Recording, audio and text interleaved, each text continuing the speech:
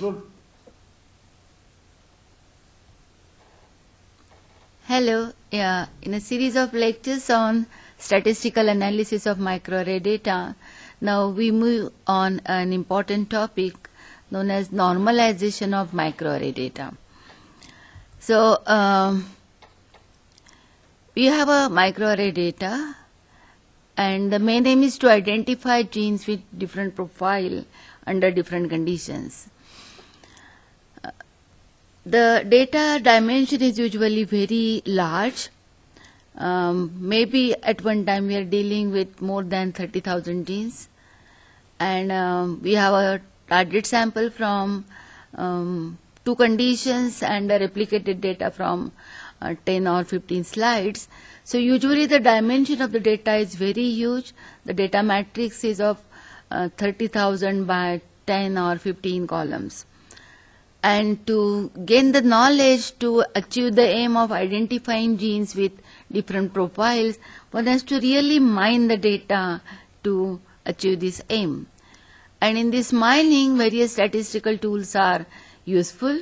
We'll discuss variety of inference procedures, principal component analysis, supervised learning, unsupervised learning, and some of the regression techniques which come useful to achieve the aim of identifying handful of genes from a large number of genes having a different profile. Okay, but then before applying all these statistical tools, we have to answer number of important issues. The first very important is separate signal from noise due to the artifacts and reduce the effect of this noise. Each observation in this gene expression data matrix consists of 2 components. One is a signal and another one is a noise. Our interest is in signal, how the 2 biological samples have different signals, and this is going to help us to find out the functions of the genes. But each signal is clouded by a noise, and our aim is therefore to firstly try to minimize the impact of noise. And in this lecture we are going to study what are the various methods to reduce the impact of noise. There are some other issues which we'll address later. So this normalization process or normalization tool is basically a set of tools which help us to reduce the effect of noise, the noise which creeps into the microarray data due to various stages of microarray experiment. Although ultimate care is taken in carrying out this experiment, it is unavoidable to have some such errors which bring in the variation. So what we are going to discuss is what's the need of this normalization, how the data tells us that normalization is needed, then what are the methods to normalize the data, and then how to judge the success of normalization. Variety of statistical tools are useful to achieve this aim. I will explain all these methods via case study. So suppose I have a 2-channel microarray experiment. 2-channel microarray experiment means we are simultaneously hybridizing 2 types of samples on a single chip. So 2 types of samples under study are ovarian tumor cells and normal cells. What's the aim? Our aim is to find out what are the genes which are responsible for development of tumor on ovaries. So in this case study there are 6 samples in each group. We have 6 arrays, and these 6 samples are simultaneously, 1 sample from tumor cell, 1 sample from normal cell is simultaneously hybridized on a single chip, and there are 6 such chips available to us. Alright. So mRNA was extracted from the cells and was simultaneously hybridized on 6 arrays. As we have seen in previous lectures, that whenever there are 2 types of samples simultaneously hybridized, we had to use the reporter molecules. So the red dye is used for normal sample and green dye is used for tumor sample. The data dimension here is we have expression values of 34,742 genes and on 6 arrays. So the dimension of data matrix is 34742 rows and 12 columns, 6 columns corresponding to gene expression values from normal samples and 6 columns corresponding to gene expression values from tumor samples. So that's the data dimension, and aim is to identify genes with different profiles in 2 types of cells. Okay, so this is a histogram and the second one is a biplot of the gene expression values from one of the columns. What the histogram tells us, there are many genes with very low expression values and there are very few genes with the high expression values. Box plots, one really has to tell us that it's a box plot because it's not that clear. Again indicates that there are many values, the concentration of the expression values at low level is very high. It's because, even this is the summary statistics of this expression values, 34,000 expression values coming from one column. The maximum expression value is 53,980, minimum is 1. So that's a huge range. It's because these gene expression values, when they are recorded from TIFF files, range from 0 to 2 raised to 16. So there is a heavy clump at low intensities and it's very difficult to interpret and arrive at any conclusion of such a data which has such a long range. It's a minimum is 1, maximum is 53,980. So the first step is to apply some transformation which will reduce the variation of the data. So what we do is we take log transformation and log to the base 2. This base 2 comes from the fact that expression values as recorded from gene expression or the TIFF files is range from 0 to 2 raised to 16. So we take when we take log transformation with base 2, the values range from 0 to 16. So that's the advantage of taking log transformation with base 2. Now let's have a look at the histogram and box plot after the transformation. What you notice is now the range is from 0 to 16. Values are well spread. The skewness is more or less reduced. This is a summary of the data. Minimum value is 0, maximum is 15.720. So the first step in the analysis of any type of microarray data is the log transformation, and that too with the base 2. Okay, now here is a side-by-side box plot of 12 columns corresponding to 12 samples that we have. We have 6 samples from condition 1 and 6 samples from condition 2. So the first 2 box plots, which are numbered as 1, 2, are the box plots corresponding to expression values from condition 1 and expression values from condition 2.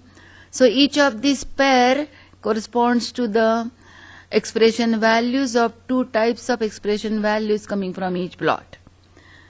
Okay, what we notice that for each array, the box plot corresponding to red dye, the sample where we added the reporter molecules which show red color, the box plots are above the box plots of corresponding to green dye, and that happens in everywhere. Now what that indicates essentially, what is known biological accepted fact is most of the genes have same expression values, and there are only few genes which have a different profile under condition 1 and condition 2. Further, the proportions of genes which are upregulated in condition 1 and upregulated in condition 2 is more or less same. So this is a very important assumption which is biologically accepted, and In the light of this assumption, it is expected that the box plot should be more or less same. Their median should be more or less same. Their empirical distribution should be more or less same. But when we draw the box plots of these 12 samples from 6 arrays, the picture is that median values in channel 1 are always higher than that of channel 2. Empirical distributions on both the channels differ from array to array. This indicates essentially that there is some noise coming in, and this noise basically indicated by these box plots is due to the reporter molecules. So one has to take care of that. Here is one more graphical procedure which again reveals the presence of dye bias. These are scatter plots of channel 1 intensities against channel 2 intensities. The dashed line is a line of best fit to the data. The dark line is the reference line y equal to x. Now our assumption is most of the gene expression values are same, only the few are differentially expressed, and that to the proportion of up and down regulated genes is more or less same. In the light of these assumptions, what we expect is majority of the data should be symmetrically distributed along the reference line y equal to x, and line of best fit should also match with the reference line y equal to x. But all these 6 scatter plots do not indicate that. It again indicates the presence of dye bias. So what is this dye bias? Or there is one more graphical procedure which also indicates dye bias. It's known as a MA plot. It is nothing but the version of this scatter plot. So MA plot is a scatter plot of M against A, where M is defined as log R minus log G. Log R is the indicates the expression values for one type of condition, where the red molecule is, where the reporter molecule added is the one which shows red color after laser excitation. G indicates the expression values for second condition in which the reporter molecule added is such that it shows the green color after excitation of laser beam. So this usually instead of reporter molecule Psi3, Psi5 we usually refer to as R and G. So M is defined as log R minus log G, and A is the average density at each spot. Now again, these are the plots of M against A. Again, when I repeatedly say that our assumption is most of the genes are equally expressed, very few are differentially expressed, that too in equal proportion, what we expect that the cloud of the points should be symmetrically distributed along the line, horizontal line M equal to 0. And none of these 6 plots indicate that. So all these box plots, scatter plots and MA plots indicate the presence of dye bias. This dye bias is a source of variation which comes in because of our addition of reporter molecules to 2 types of samples, and we can't escape that, so we have to add those reporter molecules. So dye bias is an invariant, you just can't avoid that type of variation, but then one has to take care of it. This dye bias is obviously noticed in a self-self experiment. What was that self-self experiment? Same type of sample, you had 2 test tubes. In 2 test tubes you have same type of sample, both coming from the normal cells. You add to them 2 different types of reporter molecules and draw the box plots. Every time the box plots corresponding to the red dye has a median value higher than that of a green dye, and that indicates that this reporter molecules showing this red color has some properties which inflate the expression values. So it's due to the typical physical properties of those red dye, such as decay rates or differential ability of dyes to incorporate into the samples. Alright, so due to our experimental setup, we have to have used those reporter molecules. So dye bias is unavoidable in these two-channel microarray experiments, but then one has to take care of that. So what we are going to do is we are going to use some statistical methods which help us to minimize this dye bias. So let's discuss methods to minimize the dye bias. These methods are popularly known as within array normalization methods. There is one method known as total normalization, one is based on regression methods, and then the one we are going to study is the lowest normalization methods. Is useful because the log R and log G values don't have a linear relationship. So these methods on total normalizations or other methods based on regression normalization are not that useful. This nonlinear relationship is usually observed from the MA plots, and that's why what we use is a nonlinear regression method for the microarray data, and it is the lowest regression method. This was invented quite long by Cleveland in 1979. Interested students can refer to the paper in JASA. But here is a situation where this lowest regression has found a very important application. This lowest essentially is an abbreviation. It stands for that first LO stands for locally, W stands for weighted, and ESS stands for regression. So lowest regression is a locally weighted regression method. It's performed on AM data. So A is the mean intensity at each spot, M is the differences of intensities after log transformation. So M is log R minus log G, and A is log R plus log G by 2. This linear regression, we model M as we take M as a response, A is a factor, and the response depends on A by relation M equal to some G of A plus some error component, where G is not linear but it's a non-linear, and non-linearity is usually modeled by taking a polynomial function. So G is a polynomial of degree D, say. And then we estimate the coefficients of this polynomial by minimizing weighted sum of squares of errors. So let me elaborate on this.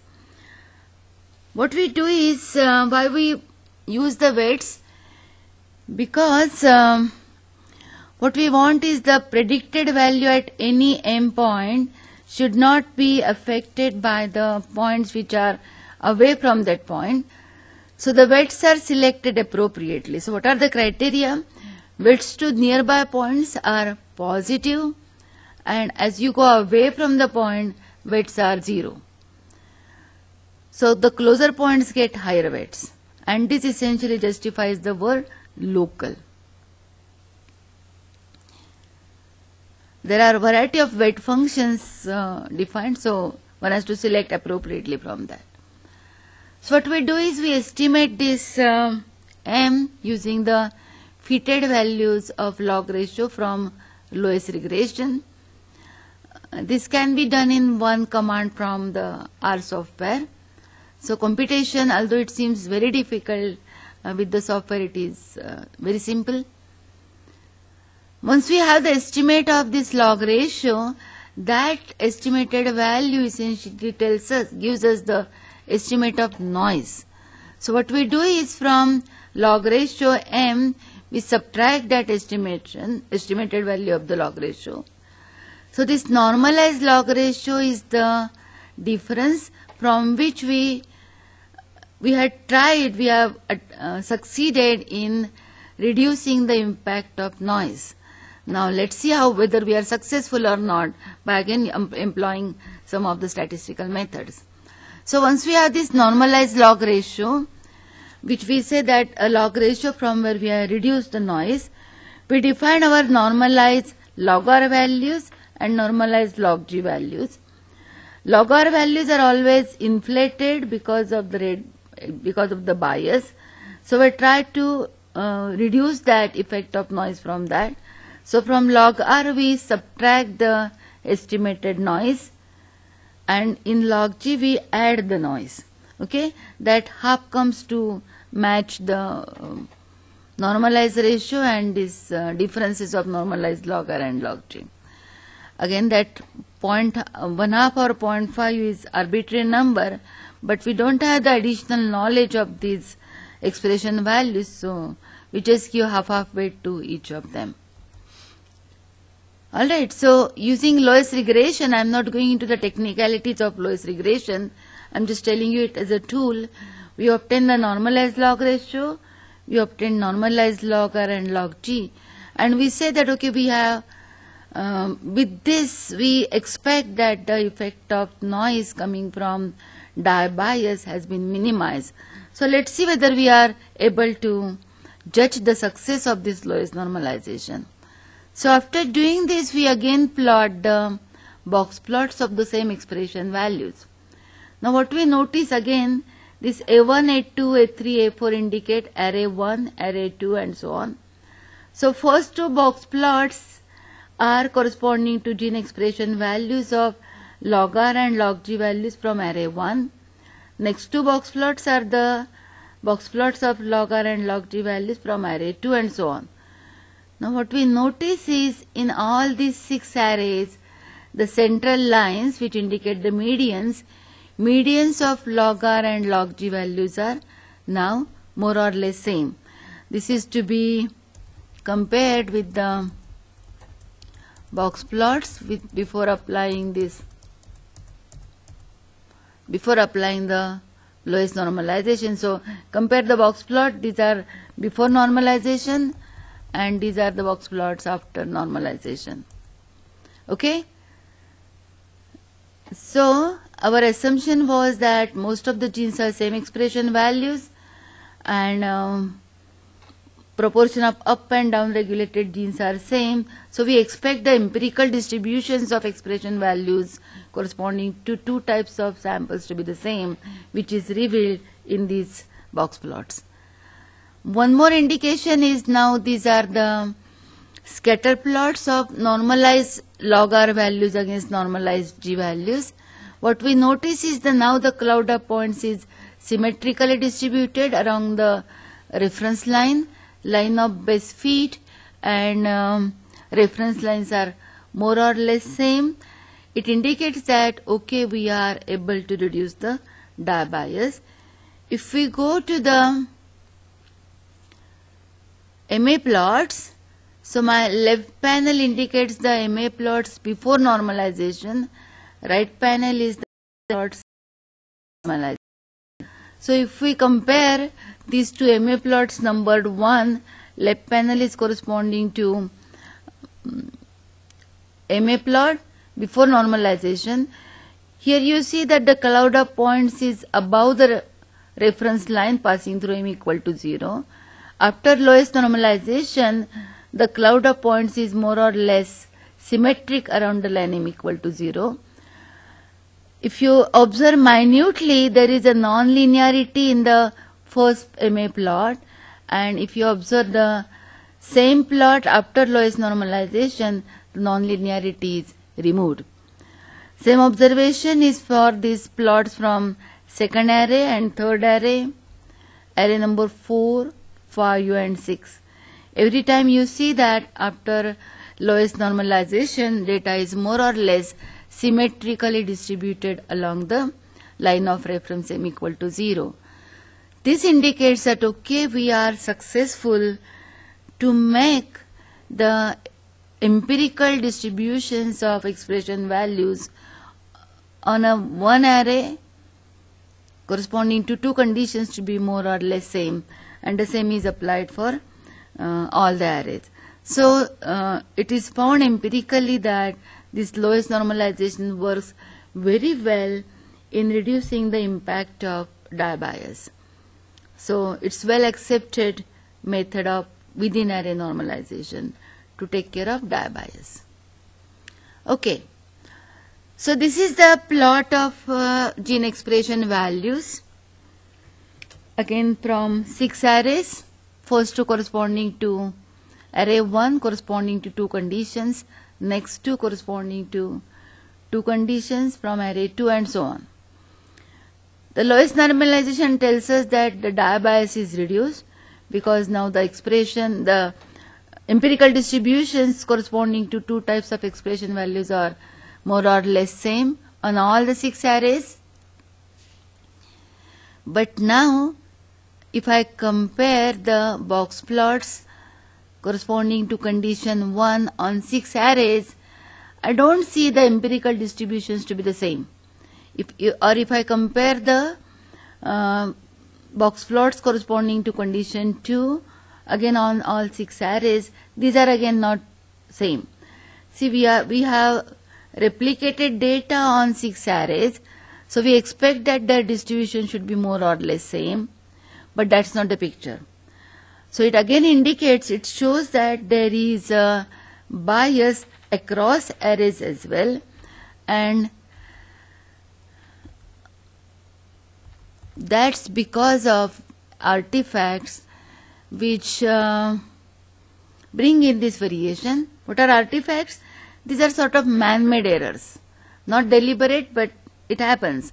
So these are the errors which creep in at every stage of experiment and which bring in variability in the data set. So that's again a noise. What are the various sources of error? All stages of microarray experiment. The first one is microarray manufacturing, the printing stage, or the preparation of mRNA sample, the hybridization stage, scanning and imaging, scanner setting, bring in a picture. There is one problem known as saturation. So scanner cannot record values after a stage, so what you get is a sort of censored data. So there are variety of artifacts which bring in the variation at every stage of experiment, and that is reflected in the data, and that is reflected in the biplots here. So what do we do? We cannot go back and repeat the experiment. So only thing is, after getting data, use some appropriate methods to take care of this bias. So what we are going to do? We have to take care of this variability, the noise, to proceed for any statistical formal analysis.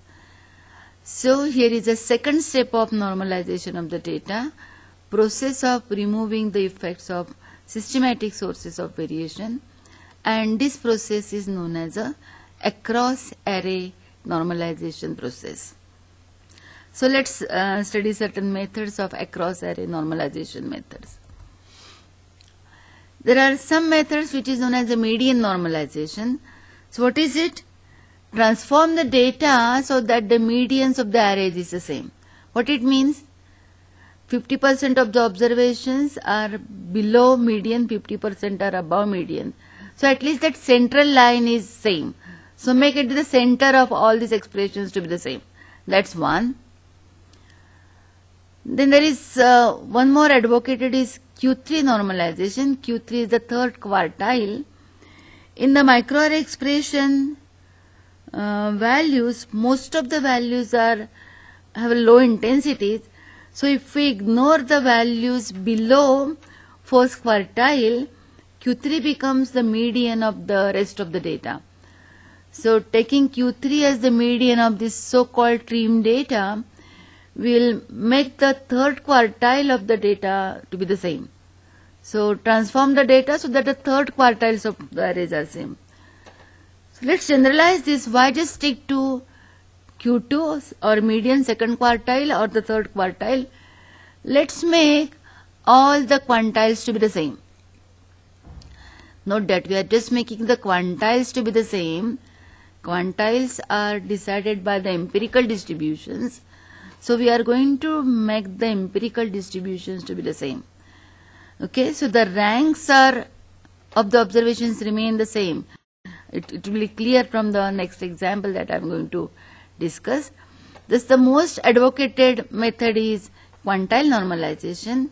So, transform the data so that the entire set of quantiles is same on all the 6 arrays. It's nothing but a scaling procedure, appropriate scaling so that the empirical distributions of the expression values are same on all the arrays.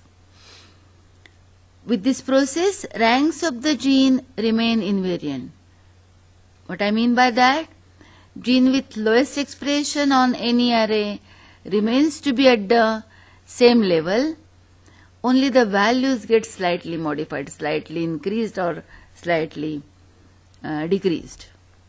So here is an illustration which will make this concept of quantile normalization clear. So very small data, suppose I have 3 arrays A1, A2, A3, only 4 genes, and these are the gene expression values after log transformation.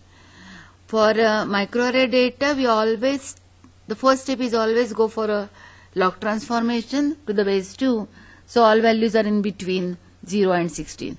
So it is a simple illustration. So gene 1 has expression values 2.5, 3.1, 2.7 in first array. That gene 2 has expression values 3.1, 2.9, 2.6 and so on. Okay, gene 4 has expression values 6.1, 5.3, 5.1 on these 3 arrays. When I say 3 arrays, these are known as technical replications. So we expect that the value should be more or less same. It's a replicated data, so that should be more or less same. But that's not a picture. For the same gene 1 on array 2, the observation is 3.1 maximum. On array 1 it is 2.5, that's the minimum. On array 3 it is intermediate. So this difference is due to the artifacts. So what we are going to do is, we are going to somehow replace these values by their averages. How? Let's see. We construct what is known as a mock array. What is a mock array? From each of these arrays, we select a minimum observation. 2.5 from array 1, 2.9 from array 2, and from array 3 it is 2.6, and we take their averages. Okay? So if you just write down this observation on a scale, the scale for gene 1 starts from 2.5, scale for gene 2 starts from 2.6, and so on. So we just take the average of these minimums, and minimum, so that's the first component in my mock array. Second element in the mock array is the average of second minimums. So if I looked at the first array, 3.1 is the second minimum. On array 2, 3.1 is again the second minimum. On array 3, 2.7 is the second minimum. So we take their average, and so my mock array is constructed this way.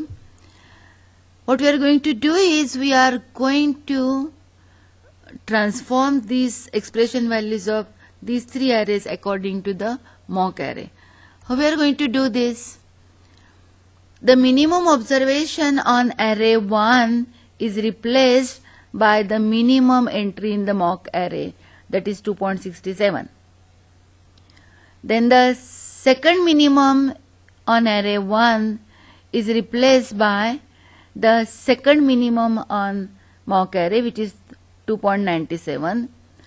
Third minimum 4.6 is replaced by third minimum on the mock array 5.10, and 6.1, which is the maximum entry, is replaced by the maximum element on mock array, which is 5.63. Same thing we do on array 2. So 3.1 is the second minimum, that is replaced by 2.97. 2.9 was the minimum element, it is replaced by 2.67. Third minimum 5.2 is replaced by 5.10, and so on. So what we notice is, if we arrange the observations in this second table according to increasing order, all are same because all are nothing but the mock arrays. Okay? So the empirical distributions of all these three arrays is same as the empirical distribution of mock array. That's going to make all quantiles to be the same. But notice the objects of the genes remain the same. What I mean by that is gene 1 has a minimum gene 1 has minimum observation 2.5 here. So that minimum remains minimum, it is 2.67. Alright. Gene 1 has 3.1 is the second rank of that gene on array 2. So that rank 2 of gene 1 on array 2 after transformation again remains rank 2 for the same gene. Or if you look at the maximum ranks, gene 4 has rank 4 on array 1. After transformation, that gene 4 has the same rank 4 after transformation, which is 5.63 here. On array 3, the rank of gene 3 is highest. So after transformation also that gene remains again at the highest rank. So this quantile transformation, quantile normalization method, which replaces observations on each arrays by the mock array, keeps the ranks to be the same. Only the value, the minimum is replaced by minimum. If that minimum is lower, it is slightly inflated. If it is higher, it is slightly made less. So 2.5 is the minimum, it is slightly inflated. 3.1 is second minimum, which was slightly higher, so slightly decreased by 2.97 and so on. So this is a method known as a quantile normalization. So this second table gives you quantile normalized data. We do have the same observations, so we'll have the same quantiles, the same ranks, but the gene which is expressed at low level remains to be at low level. Gene which is expressed at high level remains to be expressed at high level. Only the magnitude of this high and low is slightly changed to take care of the artifacts. So if I draw the box plots after quantile normalization, this is the box plot that I get for condition 1 and for condition 2. An immediate impression that we get, okay, what we have is we had deleted all differences, but that's not the case. Box plot always tells us about the empirical distributions. So I do have 6 arrays, so 6 empirical distributions to be the identical. That doesn't mean that the expression values of all the genes are same. No. What we are done is only we are tried to reduce the impact of impact of artifacts, which brings the variation across arrays. So that's the effect of quantile normalization.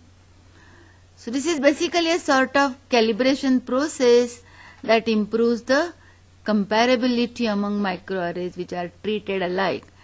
We have the replication, so we do want that to be identically distributed in a statistical sense, and to make them to be identically distributed, we try to reduce the impact of systematic variations or impact of noise. Okay, so these two types of normalization procedures for 2-channel microarray data. One is lowest normalization to take care of die bias. Another one is quantile normalization to take care of across array variation. Is very important. This ensures that the systematic variation is minimized. Observed differences among the fluorescent intensities are now really due to the biological signal, and they reflect the differential gene expressions. So now, after this stage, we apply various statistical test procedures to achieve the aim of finding out differentially expressed genes. So what we advocate is, in general, go for lowest normalization for within array normalization and quantile normalization for across array normalization, and empirically it is found that they work very well for microarray data, and such normalized data are used for further statistical analysis. So after normalization, this is the data that we have. The body of the data is gene expression values. The first column gives us the gene identities. First row tells us about the sample annotations, that first 6 samples are coming from condition 1, next 6 are coming from condition 2, and so on. And we'll be using variety of statistical tools to find out those rows which have a different setup, different profile into samples. So for this case study, there are 34,742 rows corresponding to genes and 12 columns corresponding to 2 channels on 6 rows. And here onwards we apply a variety of statistical inference procedure, multivariate analysis procedures to analyze the data sets. We do all this, this method seems to be slightly difficult, but all this can be done very simply using the open source R software. So here are just a few commands to analyze or to implement these 2 normalization procedures. So suppose I have this tumor data in R console. These 2 commands, hist and box plot, draw these histograms before going for any normalization. Summary tells us about the summary. So these commands produce these plots, and summary C2 gives you this command. So this summary of the data, minimum, maximum, and all this. What we do is, now we go for a log transformation that can be done entire data. See, my dimension of the data matrix is 34,000 rows and 12 columns. I want to transform that data, log transformation to the base 2, which can be done by a single command, log transformation on a data matrix. Only thing, we have to delete that first column of my data matrix from the log transformation, because that first column tells us the gene identities. That's not the part of gene expression values. So x comma minus 1 just deletes that first column from my data matrix X, and then we apply log transformation. Again, this hist and box plots and summary gives you these graphs and summary of the data. So implementing these on the entire data set is very simple. This is a command for box plot, where we get the box plot before going for any formal analysis, and such a box plot gives you the indication of bias. So one has to go for a lowest normalization to proceed for any type of analysis.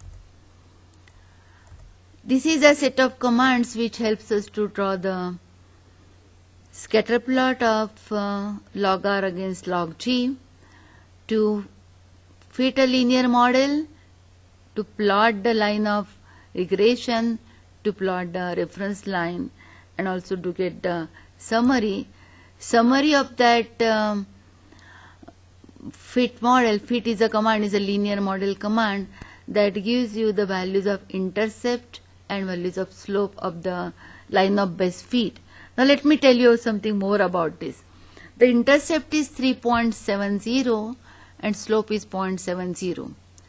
Again, when I have a data coming from 2 types of conditions, data on gene expression values, and when the biologically accepted fact is the gene expression values for most of the genes are same. Very few genes they are different, and the proportions of up and down regulated genes is same.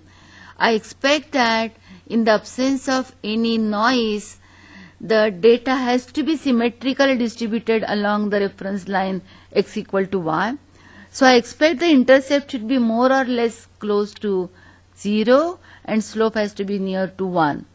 That's not the case for such a type of data, and that again indicates the presence of diabias. So one can do the same set, repeat the same set of commands for all the 6 arrays, which indicates the diabias.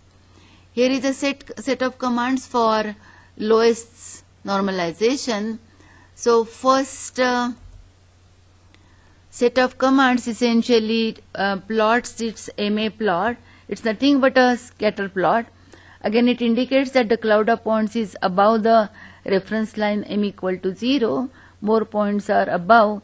So log R values are slightly inflated than log G value than expected, which again indicates the presence of diabias. So we apply the lowest regression.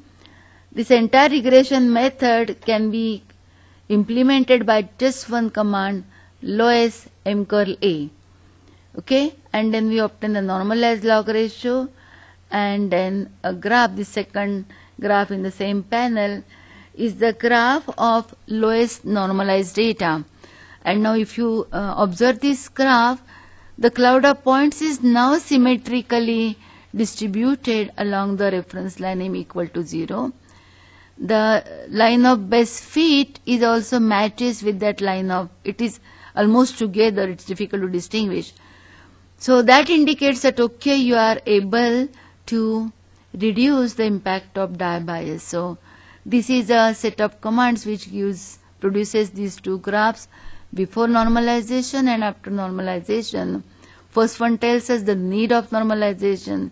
Second one tells us about the success of normalization. So this can be implemented very easily. These are the commands which gives us the normalized log R and log G values, and this is the scatter plot of normalized log R and log G values. Summary again gives you the values of intercept and slope. Notice after normalization, intercept from 3.7 reduces to 1.5. It's not 0, so that's why what we are saying is that we are able to reduce the impact of diabias. The slope has increased from 0.7 to 0.84. It's again not 1. Ideally it has to be 1, but it's not 1. But still it is increased from 0.7 to 0.84 towards 1. So that is again the success of lowest normalization.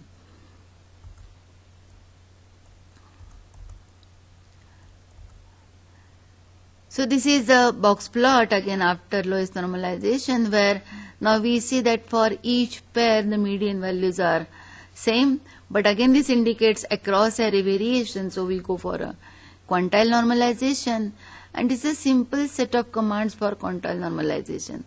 That first command essentially constructs the mock array, and another set of commands replaces the values of the arrays from mock arrays according to the ranks.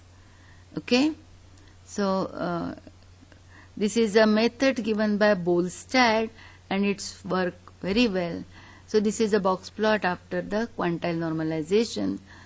Box plots are all same. They are bound to be the same because each of these 6 arrays have the same values after arrangement. Okay, so they indicate that their empirical distributions should be same, and we are able to reduce the impact of artifacts coming from across the arrays. The experiment may have been done by different experimenter at different labs, so that brings in the error. Similarly for the second set, and this is the picture. What you have. Okay, so what we have discussed in this lecture is 2 important methods of reducing the impact of noise from the microarray data. and illustrated for a 2-channel microarray data. If it is a single-channel microarray data, what by single-channel microarray data we mean is only one type of sample is hybridized on one array, and so for that it is not necessary to go for a lowest normalization because there is no bias. Okay, but one has to go for the quantile normalization to take care of across array variation. Thank you.